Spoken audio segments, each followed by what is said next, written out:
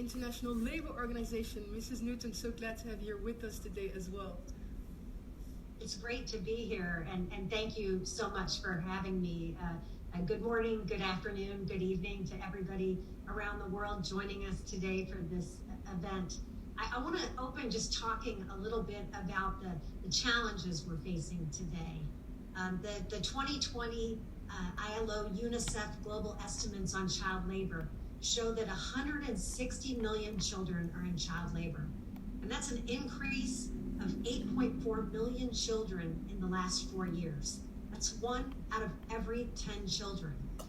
And nearly 79 million are in hazardous work, which puts their health and safety and moral development at risk. And more than a quarter of children ages 5 to 11, and over a third of children ages 12 to 14 who are in child labor are out of school. And where's child labor occurring? Let's see, 70% of child labor occurs in agriculture, and 20% in services, and only about 10% in industry. And 2/3 of child labor is done as a contributing family member. And the pandemic is just contributing to the gravity of the situation. An additional 9 million are at risk of being pushed into child labor by the end of 2022 as a result of COVID-19. And the situation looks different around the world. And the differences that we're seeing around the world have really become more pronounced. For example, in Asia and the Pacific, and in Latin America and the Caribbean regions, child labor continued to fall. But in Africa, child labor rose by 20 million, and that's a 27% increase since 2016. So this all means global progress came to a halt for the first time since we began measuring data on child labor 20 years ago and reversing the downward trend that we saw in child labor, which fell by 94 million between 2000 and 2016. So it's absolutely unacceptable. With the Sustainable Development Goals, we all made a commitment. No one will be left behind. We can never be satisfied with partial solutions only benefiting certain segments of the population. So we urgently need a reinvigorated worldwide movement against child labor. And why is this so important? It's because 160 million children can't exercise their rights to education, safety, health, or leisure. And secondly, if we don't intensify our efforts, those children will be the next generation of working poor, trapped in low-skill, informal jobs. So investing in child labor elimination and universal quality education is our best chance of breaking the cycle of intergenerational poverty. So research that we conducted at the ILO in 2019, along with our partners at IOM, OECD, and UNICEF, shows a wide range of percentage of child labor in global supply chains. And while child labor is more common in production for the domestic economy, there's also a reality in global supply chains, from 9% in North Africa and Western Asia to 26% in Eastern and Southern and Southeastern Asia. So child labor is usually found upstream in supply chains, whether it's in small scale mining or informal workshops or small family farms. And without tackling child labor in supply chains, we won't be able to reach target 8.7 of the Sustainable Development Goals, which is to end child labor by 2025. So I know today is an opportunity for us to gather and dialogue about the challenges and obstacles, but I'm also really excited to hear about effective, concrete solutions, particularly from some of our business participants today, and hearing about what we know works. And I'd like to highlight 2 key points in this regard. First, the importance of improving livelihoods, particularly on smallholder farms. Parents must be able to afford to send their children to school and not to work. And this means improving productivity and ensuring fair prices and fair wages. And secondly, supply chains need to be engines of development, contributing to economic growth, job creation, and poverty reduction.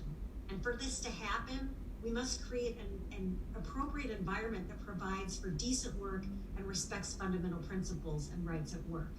The UN Guidelines on Business and Human Rights provides an excellent framework for business operations and global supply chain management. And it affirms the respect for all fundamental principles and rights at work and how important it is. Freedom of association and collective bargaining are also particularly important. And companies should exercise their due diligence to identify where child labor exists in the supply chain and understand how they may be connected to it. They should have management systems capable of responding effectively as part of their due diligence efforts. And multinational enterprises can really send a strong signal about the importance of addressing child labor risk, particularly national enterprises in their supply chains, by carrying out effective due diligence. And this means using their leverage with others and changing their own business practices to the extent that they've contributed to a problem. But it can't just be about the companies. And it doesn't fall solely on companies' shoulders. We need to work together and make sure that governments and public-private cooperation contribute effectively to solutions. So that's tackling endemic poverty that drives child labor in segments of the chain, often requires going beyond due diligence and addressing the root causes, and concerted, coordinated efforts of the public and private sector together, working together is needed. And as I mentioned previously, the 1998 Declaration on the Fundamental Principles and Rights at Work provides a framework for holistic interventions on child labor, forced labor, non-discrimination, freedom of association, and collective bargaining. And social protection systems have proven to be very effective to reduce child labor over the last 2 decades. They can fill the gap where wages and prices are too low, or when financial, health, and labor market shocks occur, like the COVID-19 pandemic. And it provides families with a cushion that can mean the difference between keeping a child in school or sending them to work.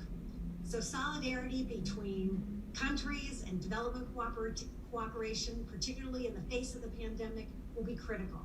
And a key mechanism for this is Alliance 8.7, which, as you all know, is an inclusive global partnership to accelerate the progress in the elimination of child labor and forced labor. And Alliance 8.7 works through dedicated action group on the supply chains and child labor platform, a business-led initiative that shares experiences and cooperation on child labor and supply chains. So 2021 is the International Year for the Elimination of Child Labor. And next year, South Africa is going to host the 5th International Global Child Labor Conference. And it's going to be a time where we're all going to be able to gather together and really take the most of an opportunity to come together in new and more effective ways to tackle root causes and end child labor once and for all. So I think I just sum up it, as Yoka said, today is just the start. We really need to collectively work together and look forward to helping to define some of the next steps that we can take together today from this very special event. Thank you so much for having me today. Thanks. Yes. Thank you so much. Thank you so much, Mrs. Newton. And indeed, I think you clearly set the scene for us very well and also showed us, what's at stake. The massive amount of young people that are already part of those child labor processes, but also the more than 90 million that you mentioned, more than 9 million that you mentioned that were at risk due to the COVID-19 pandemic. I think that clearly shows the urgency for us to act right now. And maybe if I can ask one of our next very honorable guests to join us for some initial opening remarks. Minister Ignatius Bafour Awua, if you would please perhaps shed some light on the status quo that Mrs. Newton just described to us, but also maybe sharing your own words what you think some of the challenges are that we face in the combating and the fight against child labor, then that would be amazing to hear.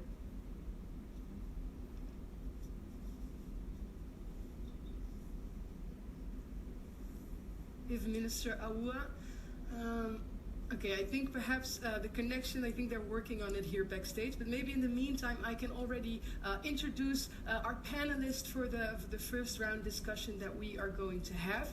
So I'm very delighted to be joined by an incredible lineup of speakers, all from different sort of stakeholders groups, so that we can really have that multi-stakeholder approach, as we call it, later on in the discussion. First off, joining us in a second, hopefully, we will be joined by Mr. Ignatius Bafour Aoua, who is the Minister of Employment and Labor Relations in Ghana. Very honored that he will be joining us in a bit. Then we've already heard from her at the very start that we are joined once again by Mrs. Joka Brandt, who is our permanent representative to the United Nations for the Netherlands. Then Mr. Benjamin Gatland, Global Director on Social Sustainability at Heineken. Very pleased to have him here with us as well. And we also have, from another business perspective, Mr. Martin Samuelson Nangoli, who is the Managing Director at Kikibero Coffee in Uganda. And last but definitely not least, we are also joined by Mr. Pandari Nath, who is a youth representative and representative of the program Work is No Child's Business. So thank you all so much for being here and joining us in the discussion.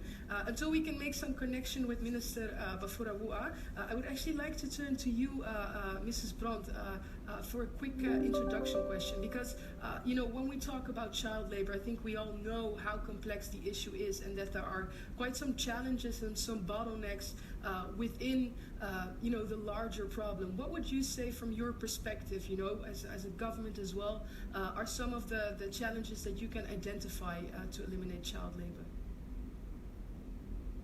No, thanks.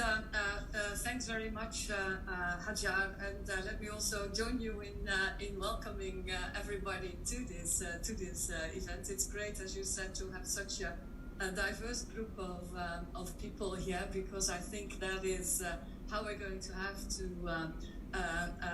attack this challenge. And I think some of the main issues were already mentioned by Marta just now, when it comes to the main challenges and bottlenecks, and particularly also your question, what we can do as a government. I think it is crucial what Marta just said, that we look at the sort of multi-dimensional nature of this problem and at the root causes. So I think very important that we address the poverty issues that lie at the basis of this problem, and obviously what the Netherlands is of course doing with its development program is focusing on poverty and the most vulnerable, and then specifically also trying to work on these two issues I think that Marta also mentioned. One is the importance of education, so providing good access to education, and the second one is the importance of having social protection, safety nets in place. I think that was again very clear with the COVID pandemic, that in the absence of such adequate safety nets, we see more children slide into child labor, or their conditions worsening. Second, I think it is exactly that multi-stakeholder approach that we tried to do, and you can see that through this event as well. So by working with UN organizations like ILO and UNICEF, but definitely also with the private sector, with importantly civil society and youth organizations, to sort of see how we can collectively attack this problem, so to speak. And I think then thirdly, a lot of the work that we're doing with also our private sector partners also refers to the issues of due diligence that Marta just also mentioned. So I think it's these three sort of key axes. So working on development and keeping the issue on the agenda, working through multi-stakeholder approaches, and then at the same time working with our partners in the private sector. Okay, Okay, thank you so much indeed. I think no better place than this event than to be here together and discuss how we can overcome those challenges together. I also see that Minister Bafura, you've been able to join us again. Thank you so much for being here. It is our honor to have you, and I would actually like to ask you if you could perhaps shed some light on, from your perspective being a Ghanaian minister, on what you consider to be some of the most important challenges that we face when combating child labor, if you will. Thank you very much. In the first place, let me apologize for my being off the set. We had a technical challenge from our network, and it made me lose part of the submissions earlier on. But that notwithstanding, let me say that we in Ghana are very happy to be part of this. We are very happy to be part of this forum because child labor has been a global issue and has attained such a high attention at the highest level, and we cannot afford to be absent, and we certainly need to work hard to make sure that we get our children out of child labor. As intimated earlier on, the global perspective is quite high. 160 million children being involved in child labor is highly unacceptable, and for anybody that really believes in the rights of children, the rights of human beings, it is one thing that should not even have space in human life.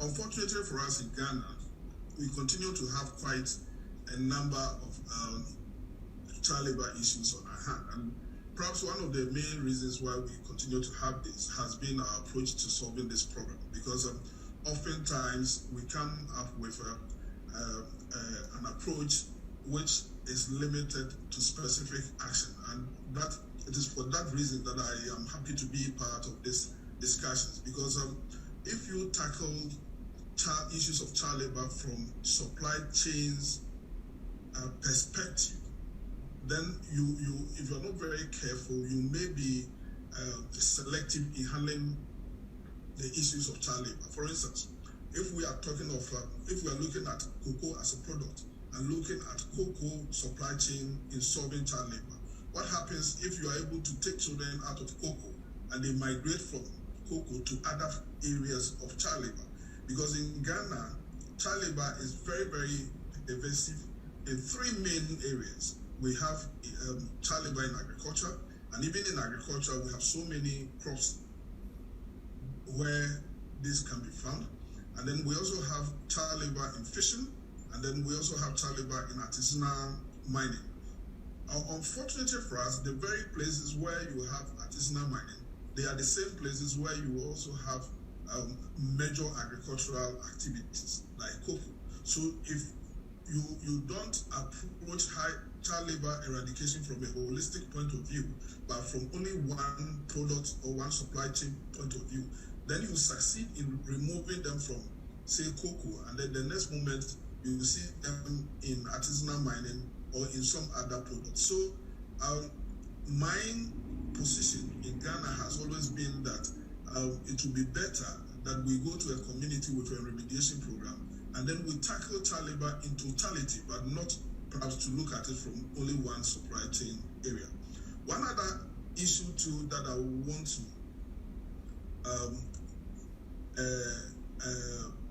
say has been one of our major challenges has been various organizations and their own understanding of issues of child labor. Yes, we are all members of international community, ILO. We have signed on to ILO conventions. We are members of Alliance 8.7 and what have you. But then, depending on whichever organization you are working with, whichever civil society you are working with, they have their own understanding of what should constitute child labor, even though our laws set out clearly what child labor is. In Ghana, the government's major commitment has been to make sure that every school-going child has access to school, and not just access, but also have quality teaching services in the schools for such children. So before 2010, when government accelerated its actions on removal of child labor, the number of children who were supposed to be in school but were not in school, numbered up to 25% of children. But as we speak, we have been able to reduce this to less than 2% of children who are supposed to go to school and yet are not in school. But unfortunately, you have actors, people who come to do surveys and what have you. They come and perhaps the type of questionnaire they put to these questions, some of whom may not even understand. The conclusion is that child labor is rising. I will not dispute the fact that we don't have child labor, but for me, my interest is that we make available an opportunity to every child to go to school. We have been able to reduce the average distance that a child used to travel before he can access school from 4.2 kilometers to 2.1 kilometers. That is bringing school to the vicinity of every child or every community, and at the same time also equipping every school with quality teachers to give them the necessary instructions that they require. We have also made sure that we retain these children in school, so we provide them with meals even whilst in school, and then we provide them with the adequate textbooks. But the cultural perspective of the Ghanaian as to what really constitutes child labor has actually not been factored into the definition of child labor. So it makes it very difficult for even the ordinary person to also appreciate issues of child labor. And I think this is one of the major issues going forward that we may have to look at critically. But as I said earlier on, that sectional approach of solving issues of child labor through specific crop or supply chain approach has actually not worked for Ghana. And I think we may have to rethink and we may have to look at our approach to this situation in a different way. Otherwise, we will just be shifting the problem from one supply chain to the other. So this is what I would say for now. Thank you. Thank you so much, Minister. And indeed, really interesting to hear, from your experience that, it shifted from fishing to agriculture and mining, and that you actually have to take it all as a total problem and focus on those root causes as well, such as poverty that you mentioned at the start. Thank you so much, and we'll be back with you in a second too. But turning to our next panelist, Mr. Gatland, if I could ask you next, from a business perspective, what would you say are some of the challenges that you have encountered when it comes to child labor and supply chains? Sure, Hajara, thank you. And a fascinating introduction from all the speakers so far. I think I really enjoyed the way she set the scene, because we can resonate with a lot of these dilemmas. And if I just reflect, it sounds oversimplified, but every case of child labor has a different story behind it. Every child that's involved in hazardous activities or illegal activities, there's an individual story behind it. So I think as a brand, one of the first challenges is to really understand this complexity, what lies behind it, but also coming to terms with the fact that child labor is influenced by multiple economic and social factors. These are vulnerable to forces well beyond the child and often their family and even our control as a brand. So understanding our responsibility, understanding the complexity, and having this multidimensional and agile approach to the topic is important, but also a challenge. And I think getting into our business specifically, we're a global company and we operate in more than 70 countries around the world, but we're also very local. And when we invest in a country, we also make conscious decision to invest in local value chains and source quality raw materials locally. We believe that this can have a significant and positive impact on local economies, but it also can create a very fragmented value chain for us, and often means that we are indirectly sourcing from tens or even hundreds of thousands of smallholder farmers, and often the percentage that we source is usually, say, 2 to 5%. In Africa, for example, Martha mentioned Africa is one of the regions where there has been an increase. we source in 15 African countries across 31 different value chains. So if we take a step back as a business, on the one hand, we see the social economic value in increasing our local sourcing, and we've made a public commitment to increase the metric tonnage that we source locally by 50%. But we don't always have access to the right data to understand these value chains, where the risks are. And so carrying out a level of due diligence, but also going much deeper into some of those complexities can often be a challenge. Just recently, we commissioned some third-party assessments into a sorghum value chain in northern Nigeria, and ended up evacuating the team after only 2 days due to security risks. So obtaining those facts, understanding the complexities, and matching that with solutions across such a vast value chain, I must say, is a challenge for us and probably many other global brands and retailers.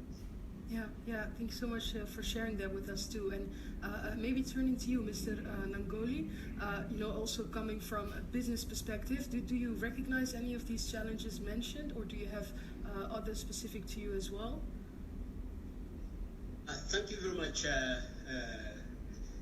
our moderator and everyone else on the panel. And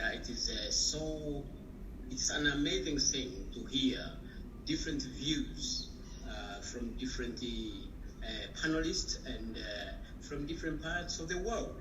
In my own observation, I recognize that there is a problem with child labor, and each one of us has a responsibility to stop child labor. However, in my understanding and coming from the supply chain, I have a different. I've realized that we have different cultures have different view or definitions of child labor. So most especially where in Uganda, in the local community where I come from, we have child work, different from child labor. My 11-year-old son defines child labor as an act of children working for money, and that is normally manipulative, and it deprives children from their normal growth. And I think that is what we all have to work and find solutions to eliminate. And yet, normal work provides children, normal work provide normal children growth. For example, I would say in Africa, the communities don't have running water in the homes, and children have to fetch water for their own use. That's how we grew up.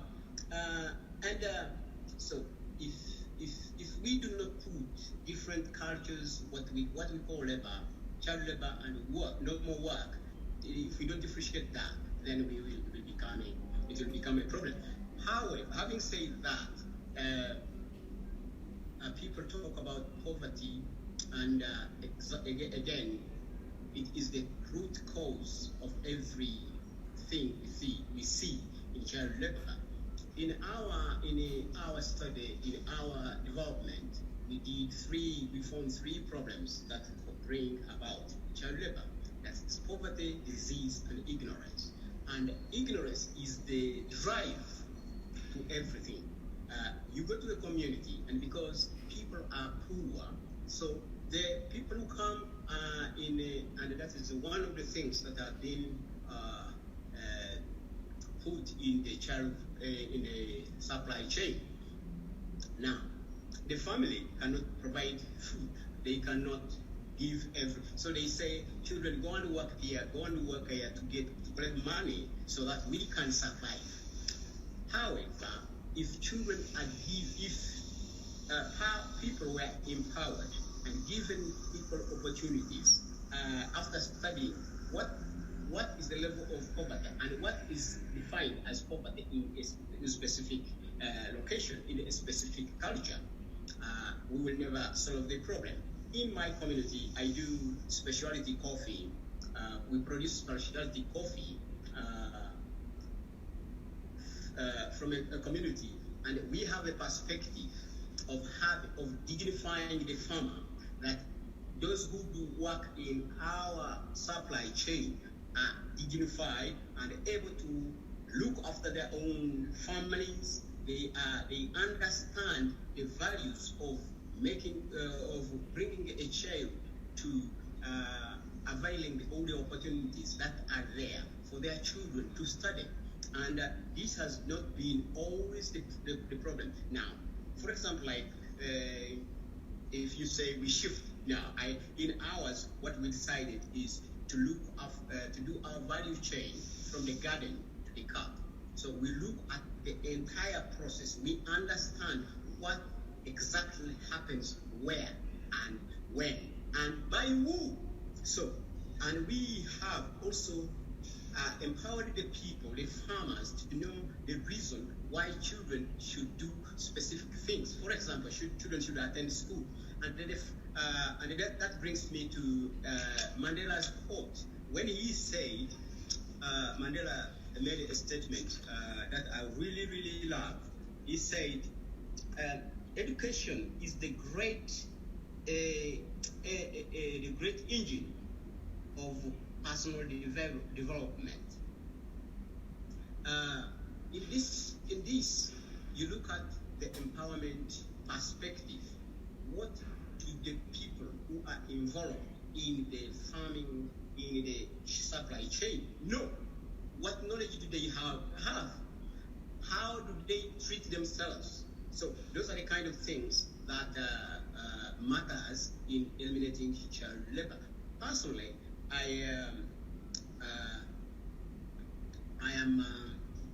worked as a child laborer when I was growing up, but why and how? I loved going to school. I never had opportunity to. My parents were not able to do that, to pay for my fees, and what I did was to go and work to earn money to pay my own school fees. Now, did anyone force me to do that? No. Did I have cruelty in working in those harsh conditions? Yes. But why did I do that? Because there was no hope. There was no opportunity available for me to do that. After that, I knew that if I ever have success, I will avail opportunity to help other children never to go into child labor in my community. And using supply chain, we are achieving that. We build schools using our local materials, our local people by themselves. We've put schools up, and we've availed children of people from the rich family and from nothing, children who have nothing, to have equal opportunity of attending school. They have food, and that is completely changing the community into a very productive community. And we see that. Thank you so much, Mr. Langoli, for sharing that with us. And it's beautiful to see. I loved what you said about empowerment and the importance of that. Beautiful quote by Mandela as well, that education is the great engine to personal development. And I think you're also contributing your fair share in the community with the amazing work that you do. So thank you so much for sharing. Going on quickly to our next speaker, we have Mr. Nath. And I'm really curious, Mr. Nath, to hear from you as well, with all the important advocacy work that you do. And, being a former child laborer yourself, what you think are some of the most important elements that should be taken into account when it comes to the challenges that one might face in the fight against child labor?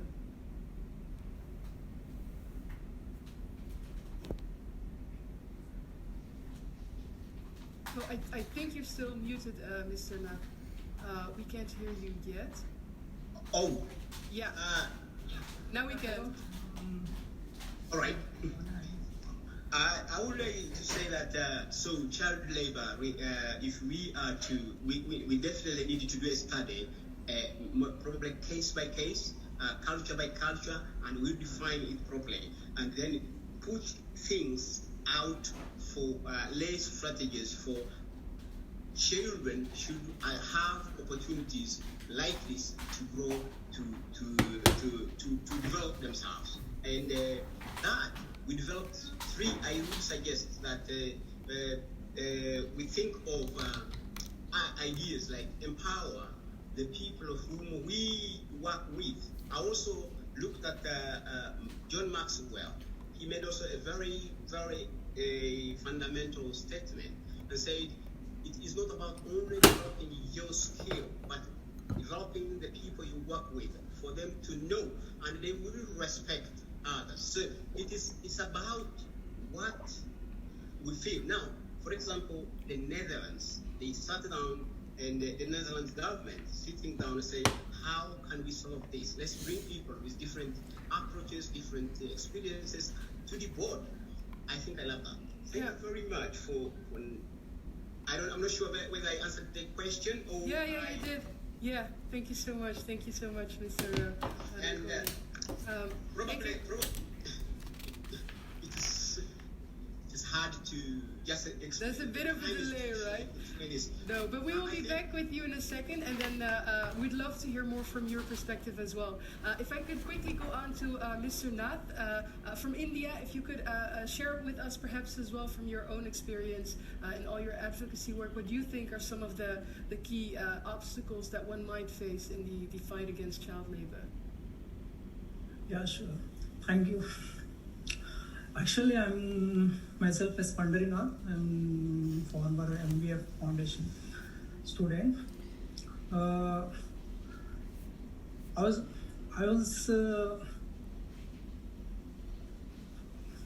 actually I was working in the cattle field as a child labor.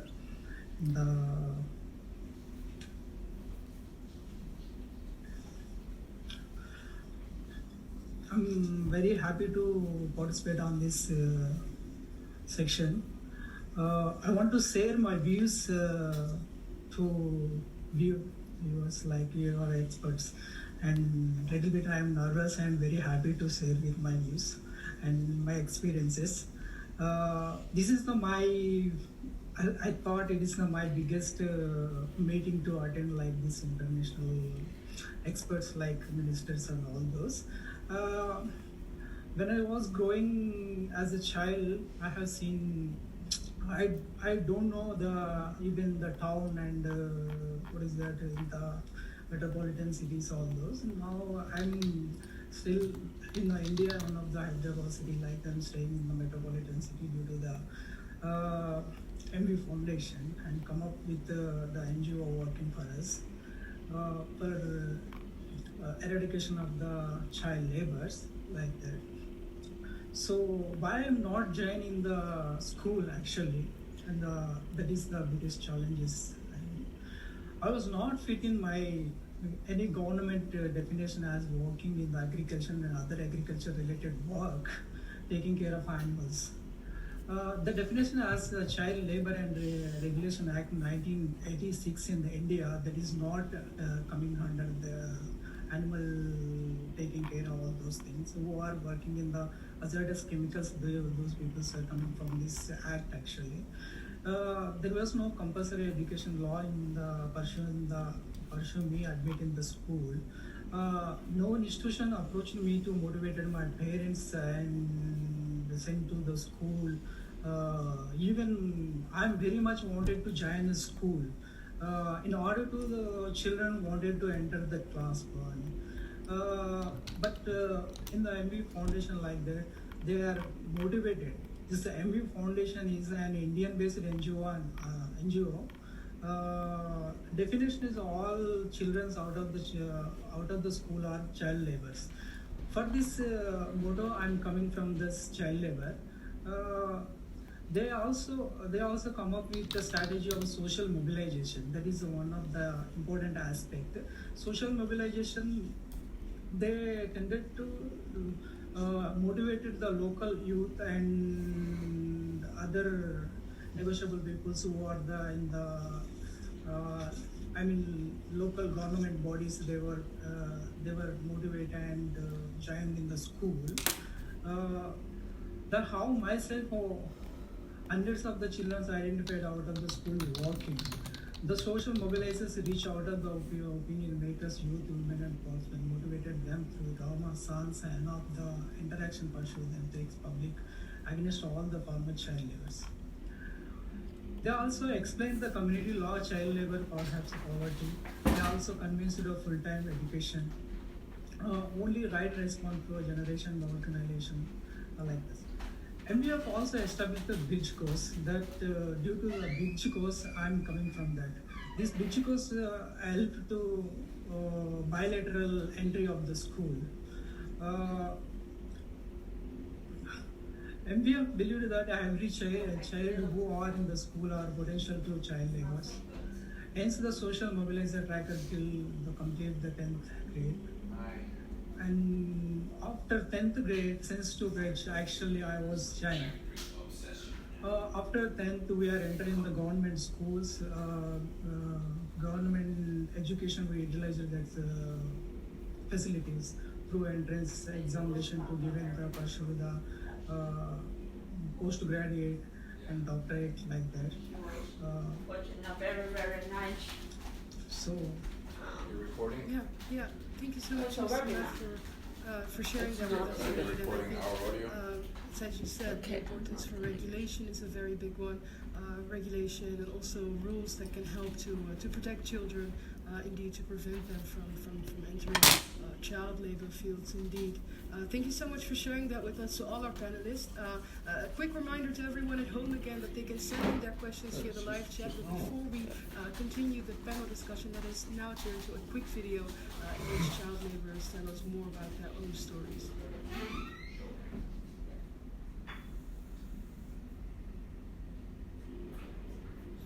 Nishibe sandani wani ma deo balla ne ko ta bara ko Michigan an kunfi man on ma fi jamana ha nte ma mun ngala no le ma ni mo mi on le tay fe on ma kala ndi tan gros on kala se kala mo amma ni na nyo mo fe on lu ga dim sama haga dum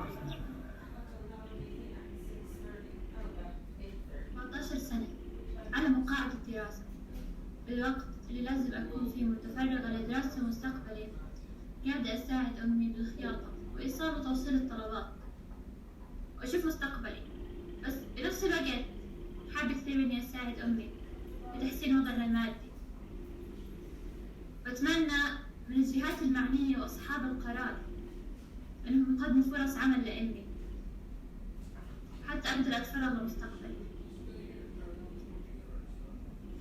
Yes, we just heard two stories from two child laborers sharing more about what it means to them to be working in a time of their lives while they should be attending school. And you know, we just also heard Zumano Sunago, a 16-year-old from Mali, who spoke about how dearly he wishes that he was attending school instead of working.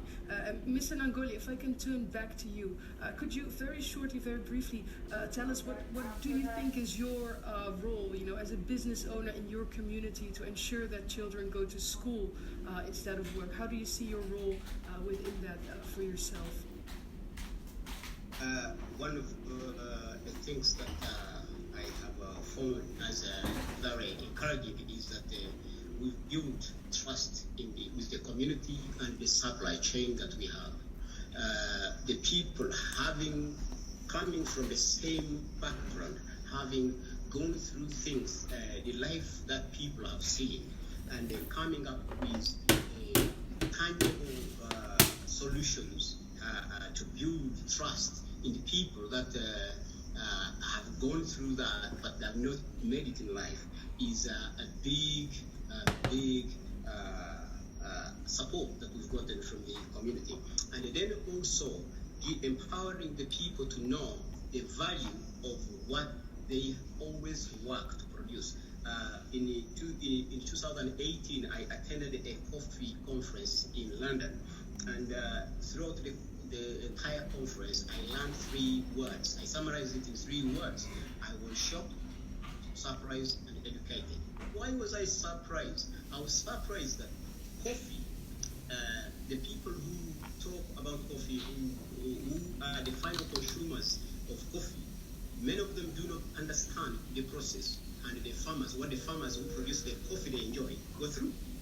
And I also was surprised that many people even do not know that the coffee has such kind of a long process and who do it.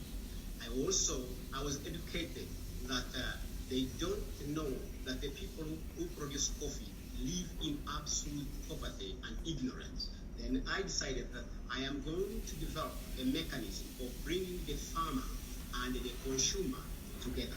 And this, I came down to educate the people of their quality, of what they produce, and to make sure that even I take them through the entire process, and they also feel this is their own product. They take ownership of what they do.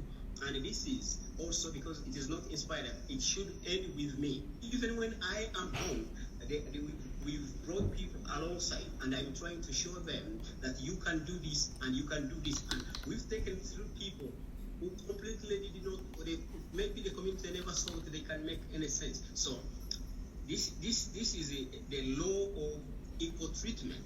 To ensure that people, yeah, thanks so much indeed. So it's actually what you mentioned earlier as well. You said poverty, disease, and ignorance are a big cause to child labor, and indeed the ignorance coming back again, and what kind of role educating people about the processes can mean as well to that. Thank you so much for sharing that, Mr. Nangoli. I now want to turn to Mr. Gatland, because in the video we also saw the young girl from Lebanon mentioning more about the lack of wages that her mother was earning, being a cause and a contributing factor to her having to work with her as well.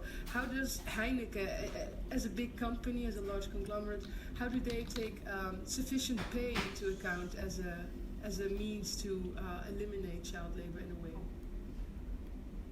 Yeah, I think you have to look at this holistically.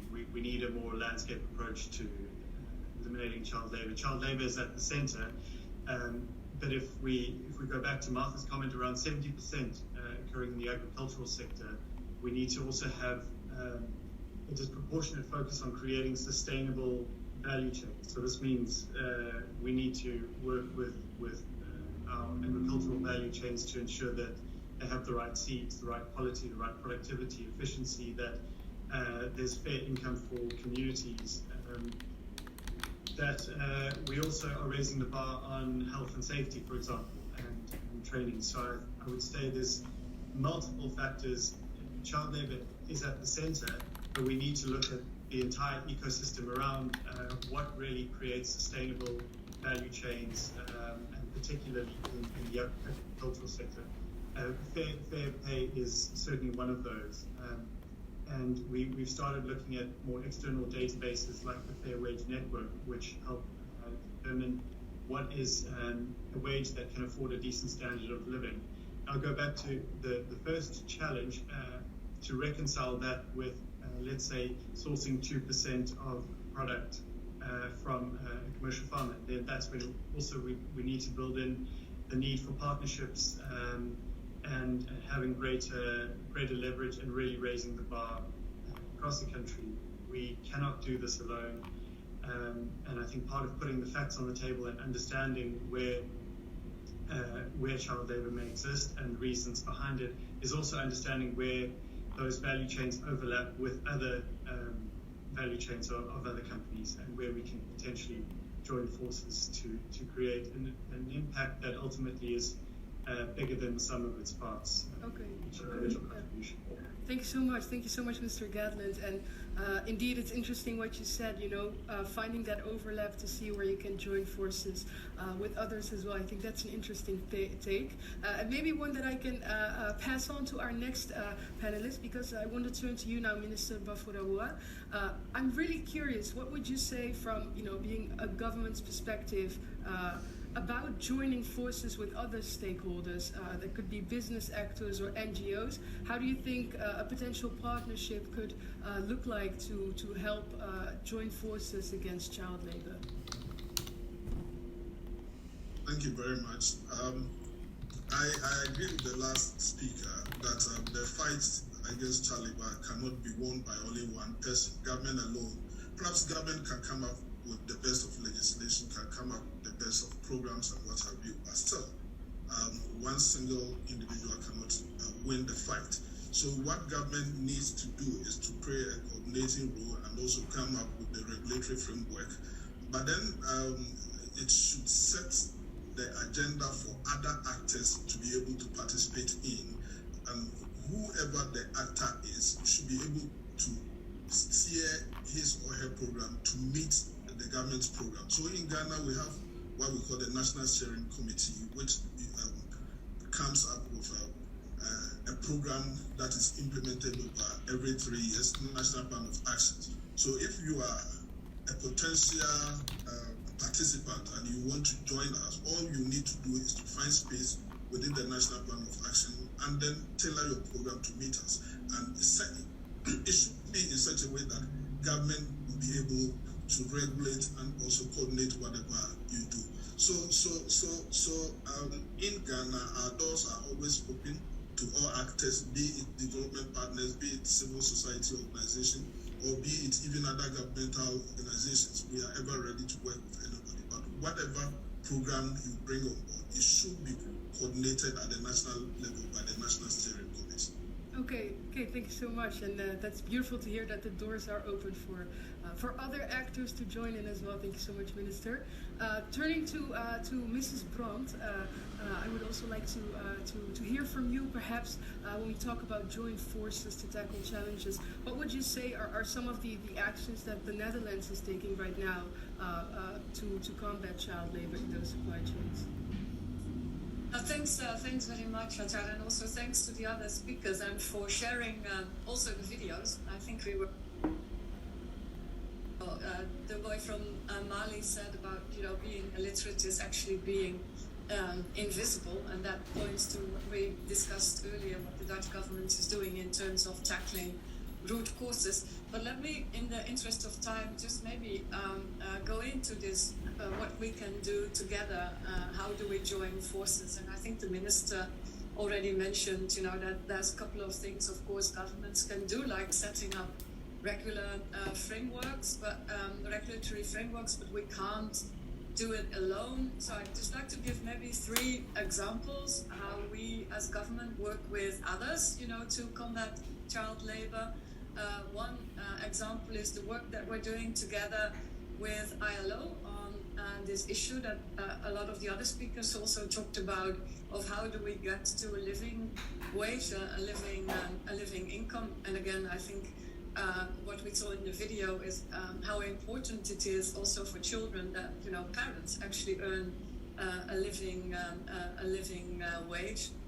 Second, the work we're doing together with private sector on coming to responsible business policies and principles. I really liked also I think what Martin just said about the importance of building trust there.